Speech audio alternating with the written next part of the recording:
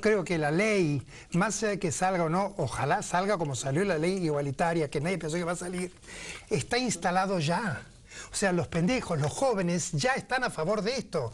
Llevará 4 años más, 5, 10, pero esto pasa, no se puede parar. Entonces lo maravilloso de esta situación de hoy, y perdón los que no estén de acuerdo, es que ya está instalado. Fíjate lo que han hecho los chicos en los colegios, que no me parece correcto la forma, pero el fondo son chicos, y van a haber miles de chicos, ¿verdad? Habrá otros que estén a favor de la no despenalización, ¿verdad? Pero entiendo que el problema de la despenalización, más allá de todo esto que estamos hablando formal, ¿verdad? Si tiene vida, si no tiene vida, yo quiero saber qué va a pasar después. Suponte que no salga la ley. Me va a decir todos los que están en contra de la ley que van a ir a todas las villas, a todos los lugares más carenciados donde se mueren esas chicas, porque las que no se mueren, y no me pueden decir las sociedad que seamos tan caretas que la gente de clase media, clase alta no se hace abortos. O sea, se hace abortos el país, el mundo se hace abortos, ¿verdad? Yo no estoy a favor del aborto, ¿eh?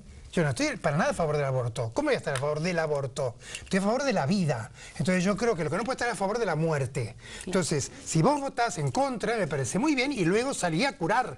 Salí a explicarle a estas chicas qué pasa, porque si no va a ser como la ley igualitaria. Todos me decían no, porque hace falta un papá y una mamá, porque los niños, la familia y la leche, y bueno, han votado, no salió esa ley, y los chicos siguen en la calle. Los chicos siguen siendo fornicados, humillados, indignificados con el Paco. ¿Por qué tienen el Paco? ¿Por qué se mueren? ¿Verdad? Entonces, además de la ley del aborto, tenemos que ver qué pasa con la ley de adopción. Porque muy bien, no aborta, tiene el niño, lo deja en la calle, porque si lo lleva al hospital, la meten presa.